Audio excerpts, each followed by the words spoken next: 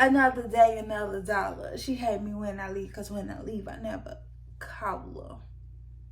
Welcome back to another episode. I'm going to try to make this quick and get right into it. And I wanted to talk about this, y'all, because I just feel like a lot of y'all be seeing what's happening on social media, and y'all think being a real estate agent is such a glamorous job. You riding around in luxury cars. You seeing and selling $1 million houses all the time. Your celebrity client done called you and told you, oh, I want to buy another house. Yeah. I feel like social media got it too glamorized. But they ain't posting when their deal fell through and they had already counted that money to pay them bills.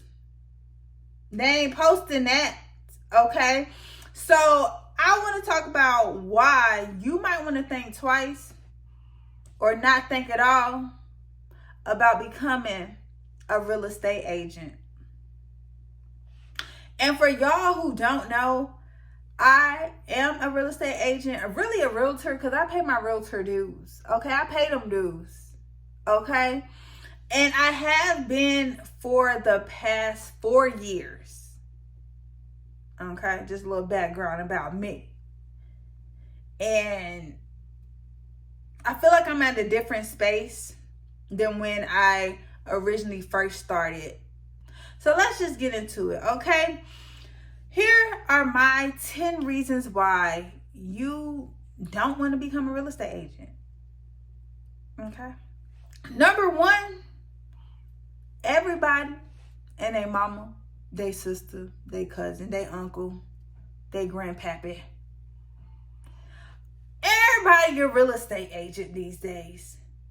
It's such a big saturation in the real estate business. Okay? And I feel like it's because it's over glamorized, but as well as it's not really, it doesn't take a lot to become a real estate agent, in my opinion. It's a low entry kind of field. And if y'all see my video, y'all know that in 2 weeks, I took my real estate course, passed the class, and took the state exam like a week later. And I became a real estate agent, less than a month. Number 2, for the most part, this is like a 99.9% commission-based career. You could do little stuff on the side, like maybe show houses for other agents. But 9 times out of 10, baby, if you ain't closing no deals, you ain't making no money. Okay? You might be broke. Think about that. Number 3, you have to run a business now. This is a business. There's nobody really calling you, it's 9 o'clock, why you ain't at work? No, you have to do it yourself. You have to set your schedule. You have to put systems in place on how you want to run your business. It's a business. You got to make sure everything is straight. It's a business that you got to run. Okay? Number 4, you spending money before you even made a dime. Okay? When you already done paid to get your license. Okay? Some people do get scholarships. I know when I got my license, I did get a little scholarship. Okay? But still, you paying for marketing. And a lot of times, your broker is going to charge you an office fee to use that office every month. Okay? If you working with buyers and they want to go see houses, baby, you spending money on gas. If you working with sellers, you paying for a professional photographer. You paying to put them signs out in the yard. You got to get signs made. Put a lockbox on the door. You're paying money before you even close the deal, before you even made it to the closing table. Number 5, you have to talk to a lot of people. You have to always be prospecting. You may have to talk to 100 people and 99 of them have to tell you no before you get to that one person that's like, oh yeah, actually I'm ready to buy a house. Actually, I'm ready to sell my house. You have to always be prospecting, and you have to make yourself known. There's a lot of people in this industry. You have to make yourself known. You can't be a silent agent. Like, how they gonna work with you if they don't know you? You got to put yourself out there. And that leads me to the next one. You have to get out of your comfort zone. That's just part of it. If you the type that, oh, I don't like doing social media. I don't like hearing myself and seeing myself on camera. Baby, you might need to close a deal. If you don't like getting on the phone and calling random numbers and seeing if somebody answer, maybe somebody hang up in your face, baby, you might have to. That's part of it. Number 7, yeah, you running your own business, but baby, you do not work for yourself. You really own a lot of other people's time, honestly, especially your clients, especially them. Baby, you thought you was going to have Saturday off? Oh no, that's the only time they can go see houses. That's the only time they may be available. You own other people's time. It's so many people that go into closing a real estate deal, an appraiser, inspector, closing attorney, other realtor. You really don't work for yourself. And it's really not until you get a little skin in the game that you could really start making your own decisions. Okay?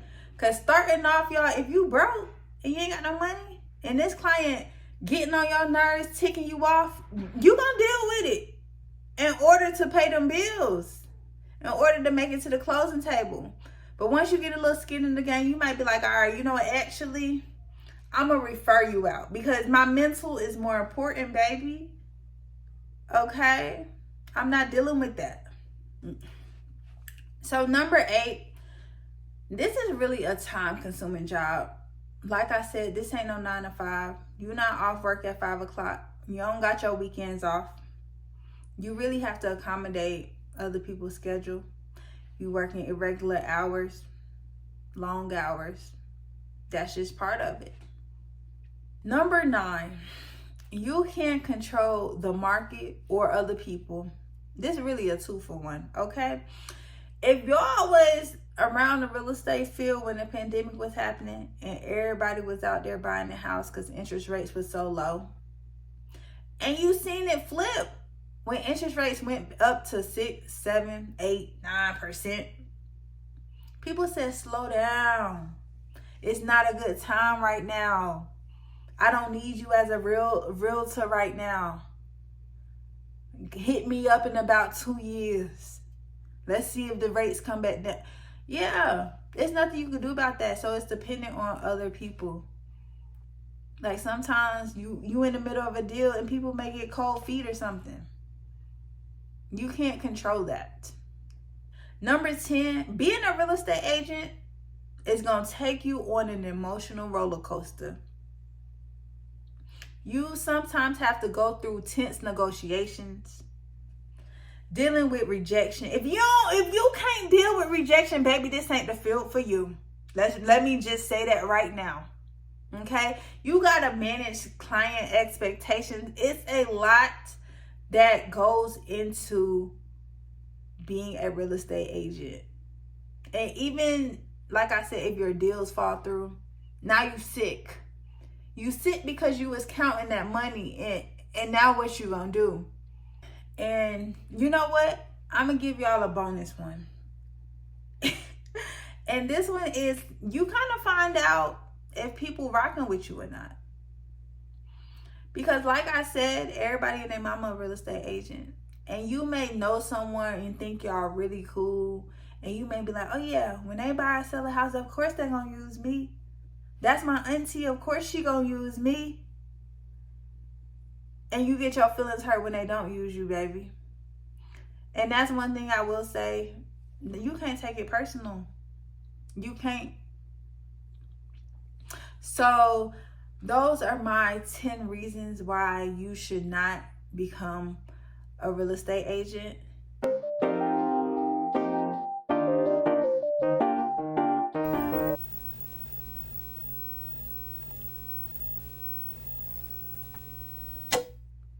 If that didn't deter you, then good. Because I feel you. Because that's how I feel too. Because I'm going to be a real estate agent forever. It is what it is. What's meant for me is what's meant for me. If you are thinking about this or you still have extra questions, maybe second guessing, comment down below how you feel about it. If you are a real estate agent, let me know how you feel. Like, let me know if this is legit for you. Okay? Because I feel like, honestly, y'all, it does get better. Like, I remember when I first started and I was out here in the trenches, and I had this one client, and she just really, baby, put me through the ringer, but I was like, I need to close this deal. But now that I'm further along in my career, and if she ever came to me, I'd be like, baby, let me refer you out. Let me refer you out, because I'm not the one of the two. So I feel like if this is really what you want to do, stay consistent and keep striving. Have some money saved up before you get into it, okay? Because here's the thing, even if you have a big following, you know a lot of people, that don't necessarily mean anything. You don't know what their credit looking like. You don't know if they got money saved in the bank. It's a lot that goes into it. Being a real estate agent is not for everybody. It's really not. And I would definitely say, before you jump into the field, weigh your pros and cons, because it's definitely some cons, but it's also pros. This can be a rewarding business, helping people navigate where they need to go in life in the real estate field. Also, I mean, yeah, you do get paid. I will say that the money is cool when it comes in. So you always got to make sure it's coming in. Okay? So that's it. That's all I got to say. I'm out. Bye-bye. Thank you for watching. Comment down below if you got any questions or you need. Okay. Bye-bye.